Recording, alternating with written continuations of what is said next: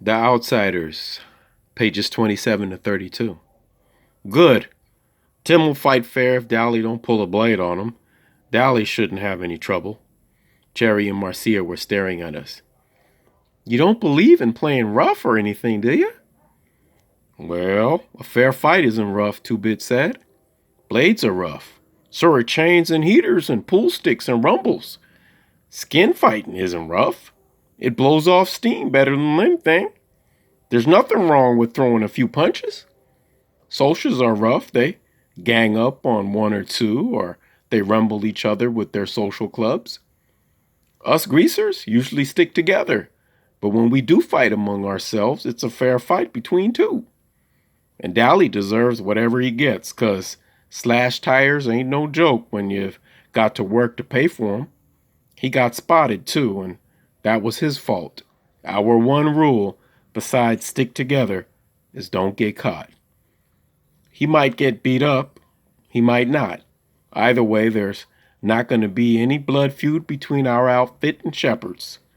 If we needed them tomorrow, they'd show. If Tim beats Dally's head in, and then tomorrow asks us for help in a rumble, we'll show.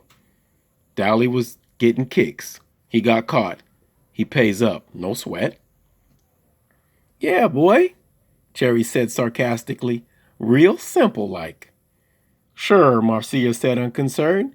If he gets killed or something, you just bury him. No sweat. You dig, okay, baby?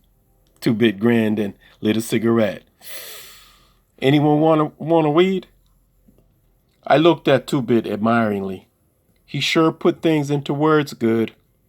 Maybe he was still a junior at 18 and a half, and maybe his sideburns were too long, and maybe he did get boozed up too much, but he sure understood things. Cherry and Marcia shook their heads at his offering of cigarettes, but Johnny and I reached for one. Johnny's color was back and his breathing was regular, but his hand was shaking ever so slightly. A cigarette would steady it. Ponyboy, will you come with me to get some popcorn? Cherry asked. I jumped up. Sure. Y'all want some? I do, said Marcia. She was finishing the coat Dally had given her. I realized then that Marcia and Cherry weren't alike. Cherry had said she wouldn't drink Dally's Coke if she was starving, and she meant it. It was the principle of the thing, but Marcia saw no reason to throw away a perfectly good free Coke. Me too, said Two Bit. He flipped me a 50-cent piece. Get Johnny some too. I'm buying, he added as Johnny stared to reach into his jeans pocket. We went to the concession stand and, as usual, there was a line a mile long, so we had to wait. Quite a few kids turned to look at us. You didn't see a Kid Grease and a Sochi cheerleader together often. Cherry didn't seem to notice. Your friend, the one with the sideburns, he's okay? He ain't dangerous like Dallas, if that's what you mean. He's okay. She smiled and her eyes showed that her mind was on something else. Johnny, he's been hurt bad sometime, hasn't he?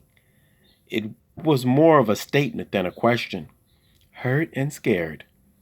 It was the socials, I said nervously, because there were plenty of socials milling around, and some of them were giving me funny looks, as if I shouldn't be with Cherry. Or something.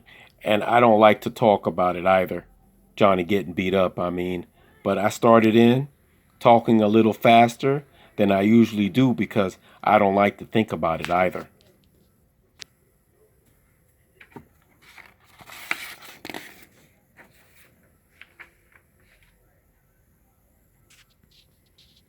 It was almost 4 months ago.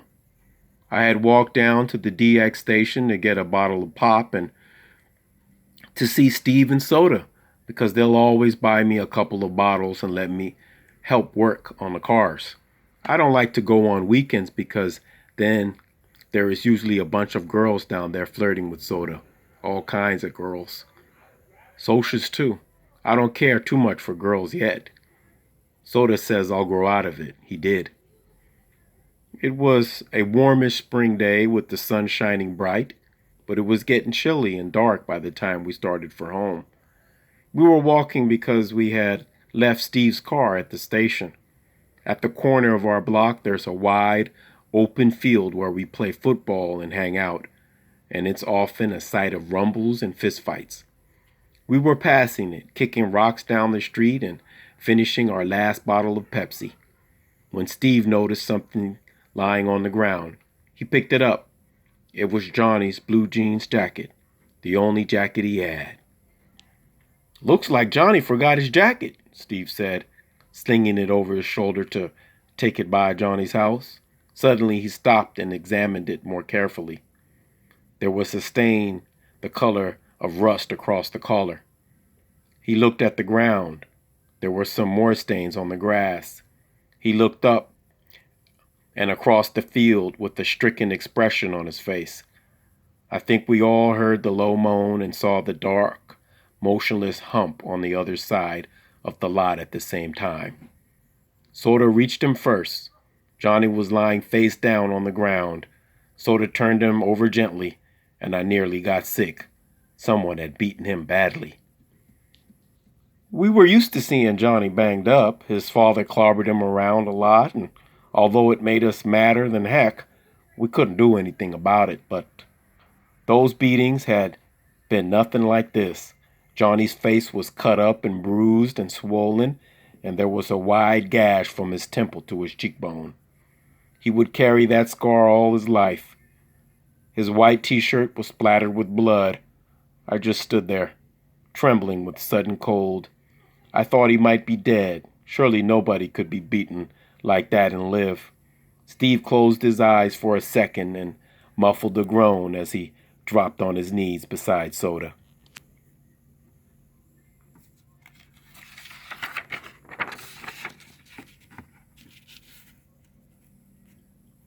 Somehow the gang sensed what had happened. Two-Bit was suddenly there beside me, and for once his comical grin was gone and his dancing gray eyes were stormy. Daryl had seen us from our porch and ran toward us, suddenly skidding to a halt. Dally was there, too, swearing under his breath and turning away with a sick expression on his face. I wondered about it vaguely. Dally had seen people killed on the streets of New York's West Side. Why did he look sick now? "Johnny." Soda lifted him up and held him against his shoulder. He gave the limp body a slight shake. "Hey, Johnny Cake."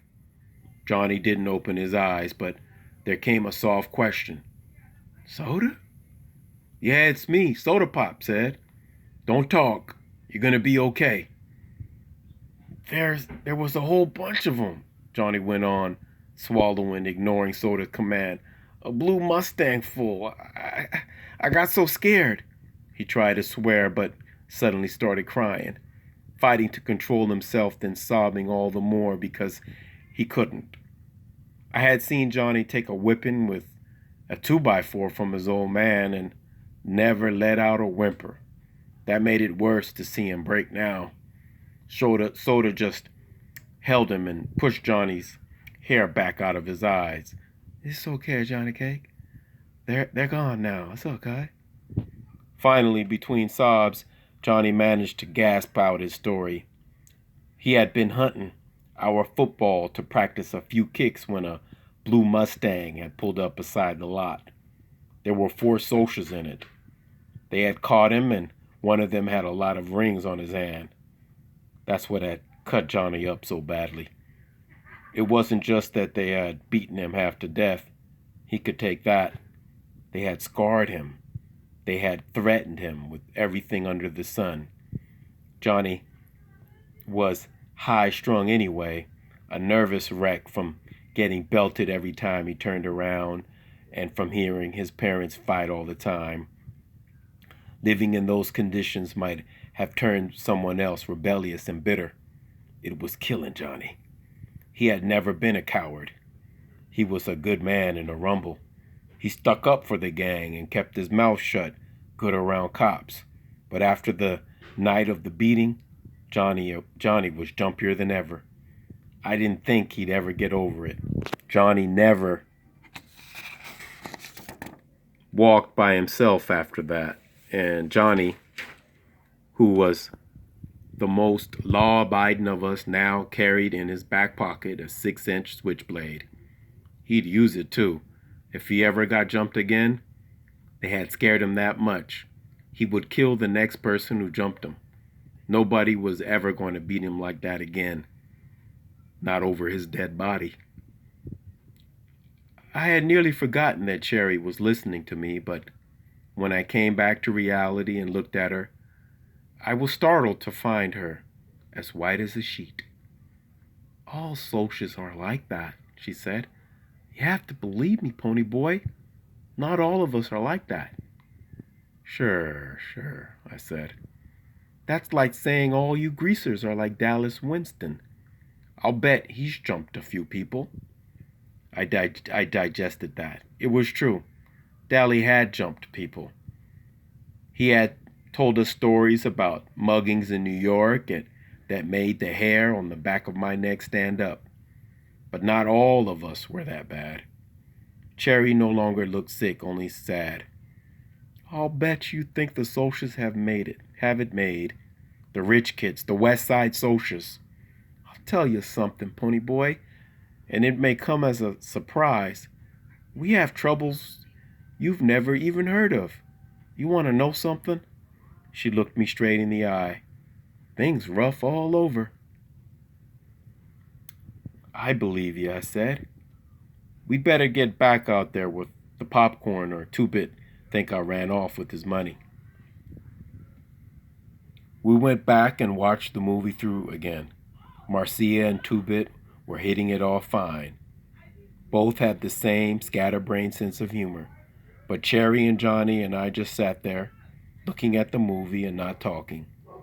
I quit worrying about everything and thought about how nice it was to sit with the girl without having to listen to her swear or to beat her off with the club. I knew Johnny liked it too. He didn't talk to girls much. Once, while Dallas was in reform school, Sylvia had started hanging out to Johnny and sweet-talking him, and Steve got hold of her and told her if she tried any of her tricks with Johnny, he'd personally beat the tar out of her. Then he gave Johnny a lecture on girls and how a sneaking little broad like Sylvia would get him into a lot of trouble. As a result, Johnny never spoke to girls much. But whether that was because he was scared of Steve or because he was shy, I couldn't tell. I got the same lecture from Two-Bit after we'd pick up a couple of girls downtown one day. I thought it was funny because girls are one subject even Derry thinks I use my head about. And it really had been funny because Two-Bit was half crocked when he gave me the lecture and told me stories that about made me want to crawl under the floor or something. But he had been talking about girls like Sylvia and the girls he and Dally and the rest picked up at drive-ins in downtown. He never said anything about Soci girls. So I figured it was all right to be sitting there with them, even if they did have their own troubles. I really couldn't see what Socs would have to sweat about. Good grades, good cars, good girls, Madras and Mustangs and Covers. Man, I thought, if I had worries like that, I'd consider myself lucky. I know better.